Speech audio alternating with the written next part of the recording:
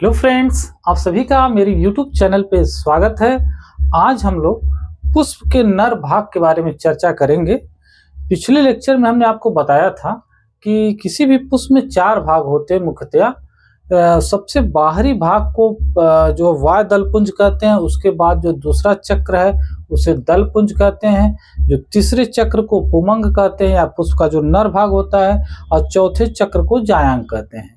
ठीक है, इस पे चर्चा हो चुकी है। उसके बाद आज हम लोग पुष्प के नर भाग के बारे में पढ़ेंगे कि पुष्प का नर भाग क्या होता है, और इसको आज हम लोग आपको दिखाएंगे भी। ये देखिए मेरे हाथ में एक पुष्प है। ठीक है, यह पुष्प एक धतूरा जो प्लांट है उसका पुष्प है। इसको हमने इसलिए लिए हैं क्योंकि इसका जो नर भाग है थोड़ा काफ़ी बड़ा होता है, तो जिस वजह से आप लोग इसको पहचान सकेंगे।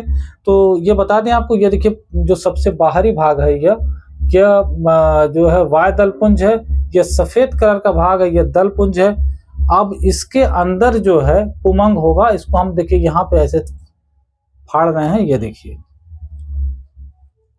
देखिए आप देख सकते हैं। ये देखिए ये जो 2, 4, 2, 6 भाग ये दिख रहे हैं, यह कहलाता है पुमंग या नर भाग। यह पुष्प का नर भाग है।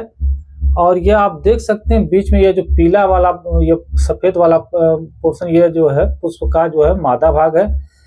तो प्रत्येक नर भाग में आप देख रहे हैं कि यहाँ पे आप देख रहे हैं यह परागकोश है, और यह जो है पुतंतु यानी फिलामेंट है। ठीक है, तो यहाँ पे हमने पहले से ये देखिए लिखा हुआ, आप लिख लीजिएगा इसमें से। ये देखिए पुंकेसर की संरचना हम लोग पढ़ेंगे।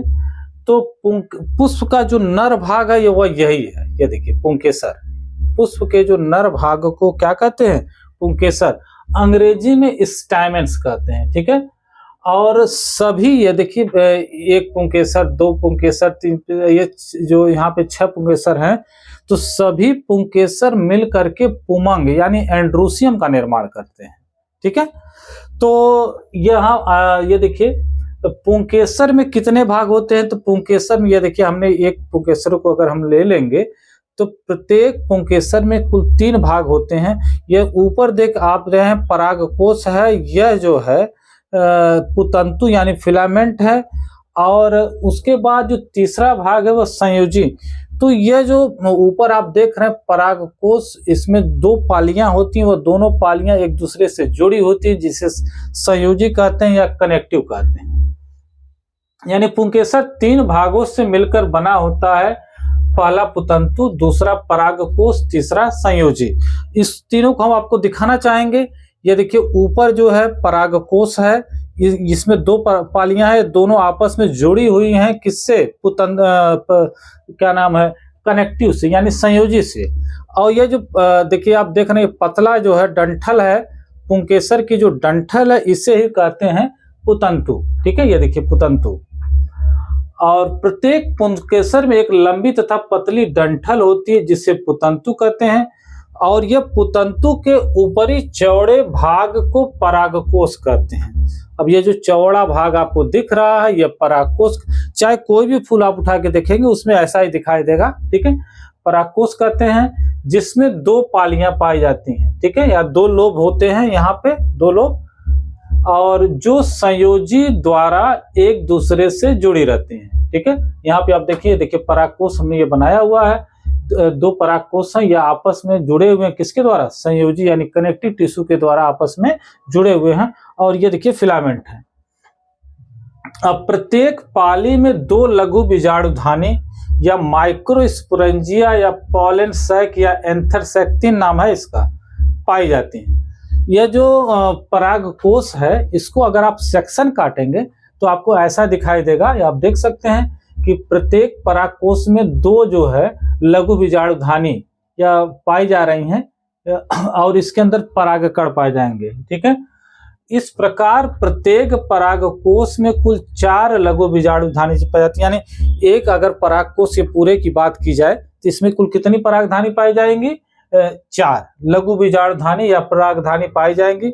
अब प्रत्येक लघु बीजाणुधानी में बहुत सारे लघु बीजाणु यानी माइक्रोस्पोर्स या परागकण कह सकते हैं पॉलन ग्रेन्स भरे रहते हैं। ठीक है, तो यह जो स्टैमेन्स यानी पुंकेसर है, एक्चुअली यह एक माइक्रोस्पोरोफिल है। ठीक है, और जिसे पॉलन सैक आप कह रहे हैं, यह परागकोश है।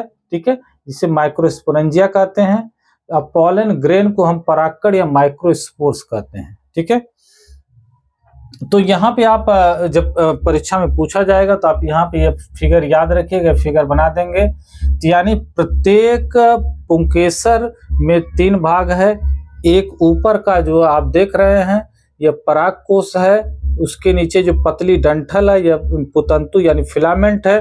परागकोश में 2 लोब हैं, वह दोनों आपस में कनेक्टिव टिश्यू के द्वारा जुड़े हुए हैं। जब परागकोश का आप सेक्शन काटेंगे तो पता चलेगा कि भाई परागकोश के अंदर प्रत्येक परागकोश में जो है प्रत्येक लोब में 2 लघु बीजाणुधानी पाई जा रही हैं। इस प्रकार प्रत्येक जो है एंथर में कुल मिलाकर के 4 लघु बीजाणुधानी पाई जाएंगी। ठीक है, और लघु बीजाणुधानी के अंदर पाउडरी मास भरा रहता है जिसे परागकण कहते हैं। जैसे आप इसको अगर आप उसमें झाड़ेंगे तो बहुत सारे पाउडरी मास गिरेगा, वही एक्चुअली वही परागकण है। ठीक है, तो आज इतना ही, और आज के इसके बाद अगले लेक्चर में आपको बताएंगे कि परागकण का डेवलपमेंट कैसे होता है। ठीक है, यानी इस पुंकेसर का डेवलपमेंट कैसा था उस पर चर्चा होगी। ठीक है, और मिलते हैं एक नए वीडियो में नए लेक्चर के साथ। तब तक के लिए धन्यवाद।